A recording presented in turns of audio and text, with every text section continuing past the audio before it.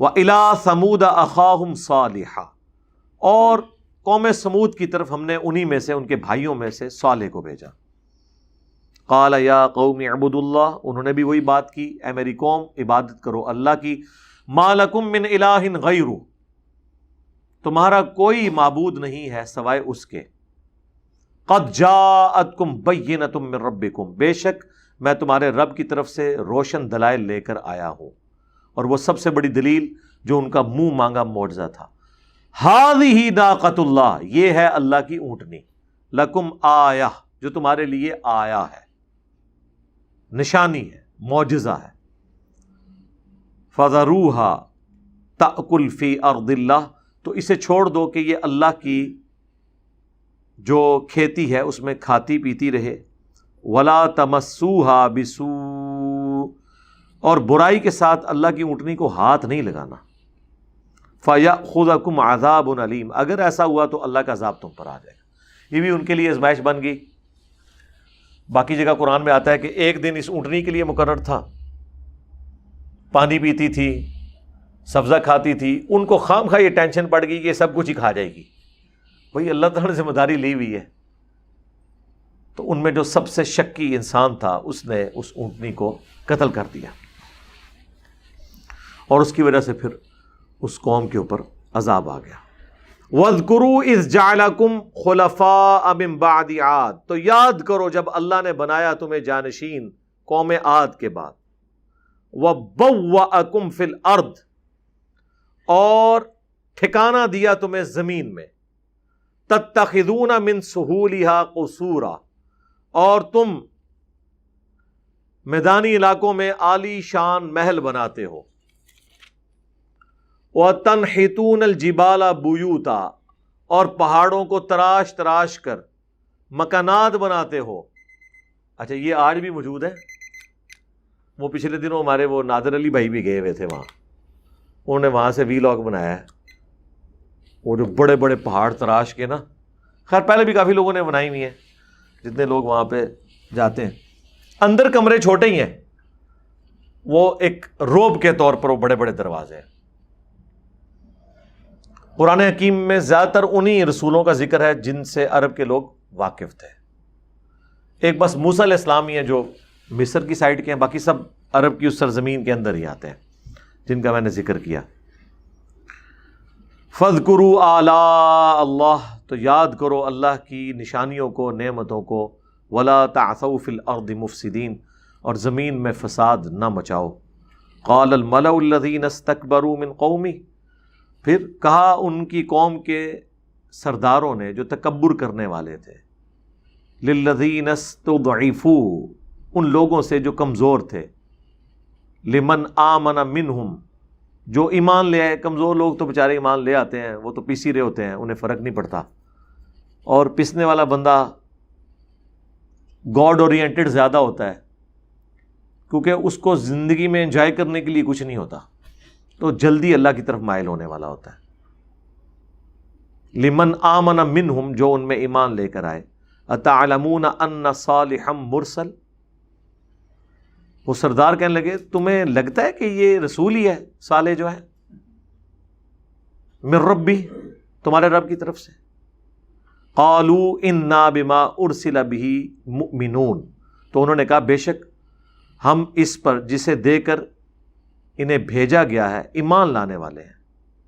تو وہ کمزور لوگوں نے جنہیں یہ کمی کمین سمجھتے تھے، انہوں نے کہا جی ہاں ہم مانتے ہیں کہ اللہ کے رسول ہیں۔ اب ان کے اندر تکبر دیکھیں کہ اچھا تسی مانتے ہو، پھر اسی نہیں ماننے لگے، ہاں ہم اس کو مانے کہ تم ہمارے سے بھی سمجھدار نکلے جنہیں ہم کمین سمجھتے تھے۔ اگر ہم اس پیغمبر کو ہم مان لیں جس کو تم نے مان لیا، تو اس کا تو مطلب یہ ہے کہ ہمارے جو انڈر لوگ تھے وہ ہم سے سمجھدار ہیں کہ ہم سے پہلے اس پیغمبر کو انہوں نے پہچان لیا۔ تو اس کا حل یہی ہے، کبوتر کی طرح آنکھیں بند کر لو، ہم نہیں پھر مانتے، تم جسے مانو گے نا ہم اسے نہیں مانیں گے۔ یہاں پہ بھی اگر یہ گستاخی پی ٹی آئی والوں نے کی ہے نا، تو نون لیگ والے کہیں گے گستاخی ہے، پی ٹی آئی والے کہیں گے ہم نہیں مانیں گے، اور وائس ورثہ بھی ہوگا نون لیگ کے کیس میں بھی، یہ وہی کچھ چل رہا ہے۔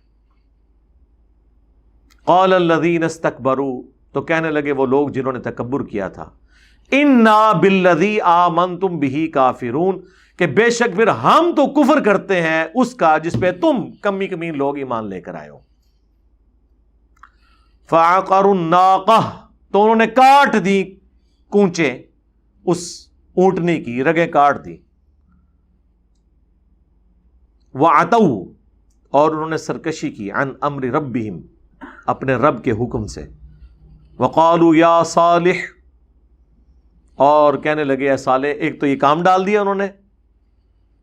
جو حضرت صالح نے پہلے کہا تھا کہ اگر اونٹنی ماری تو اللہ کا عذاب آئے گا، مارنے کے بعد کہنے لائے عذاب۔ یا صالح ائتنا بما تعدنا ان کنت من المرسلین، لے آ وہ عذاب اے صالح جو تو ہمیں وعدہ دیا کرتا تھا اگر تو رسولوں میں سے، ان کنت من المرسلین، اگر تو رسولوں میں ہے۔ فاخذتهم الرجفہ، تو انہیں آ لیا زلزلے کے جھٹکوں نے۔ فاصبحوا فی دارہم جاثمین، تو وہ صبح کے وقت اپنے گھروں کے اندر ہی منہ کے بل لیٹے ہوئے مردہ حالت میں پائے گئے۔ فتولی عنہم، تو صالح علیہ السلام نے منہ پھیر کر ان کی طرف جب دیکھا، وقال یا قوم، تو بڑی حسرت کے ساتھ کہا اے میری قوم، لقد ابلغتکم رسالۃ، بے شک میں نے تمہارے تک اللہ کا پیغام پہنچا دیا تھا، رسالت ربی، جو میرے رب نے مجھے دیا تھا، ونصحت لکم، اور میں نے تمہاری خیر خواہی کی، نصیحت کی، ولکن لا تحبون الناصحین، لیکن تم ہی نصیحت اور خیر خواہی کرنے والے سے محبت کرنے والے نہیں تھے، خیر خواہی کو تم نے پسند نہیں کیا۔ تو یہ ان کی حسرت کا اظہار ہے۔ بیسیکلی ان کو کیا کہنا تھا، وہ اپنے آپ کو تسلی دے رہے تھے اس حوالے سے کہ میں نے تو اپنا پیغام پہنچا دیا۔ پیغمبر رقیق القلب ہوتے ہیں، جب امتوں پر عذاب آتا ہے نا، یہ چیز بھی ان کو تکلیف دیتی ہے، ان کی کبھی خواہش نہیں ہوتی ہے کہ ان کے مخالفین پہ بھی عذاب آئے،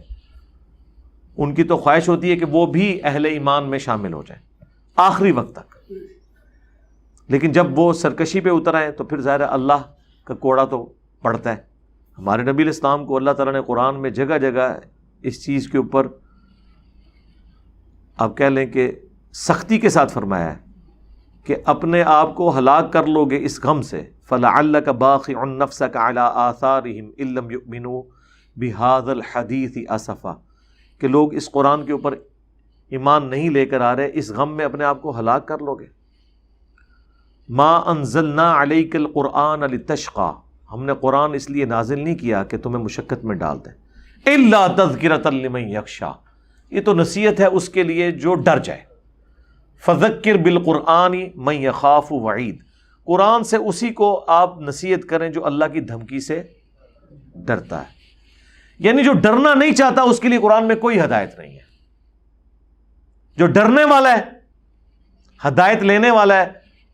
وہ اس شخص کی مانند ہے جو سویا ہوا ہے، جب پیغمبر اسے جگائے گا وہ جاگ جائے گا، اور جو ہدایت قبول نہیں کرنے والا وہ اس جاگے ہوئے شخص کی مانند ہے جو جان بوجھ کے آنکھیں بند کر کے لیٹا ہوا ہے، اس کو سارے آگے جھنجھوڑے، وہ ہوں کرے گا، اٹھے گا نہیں، کیونکہ اس کی نیت اٹھنے کی نہیں ہے۔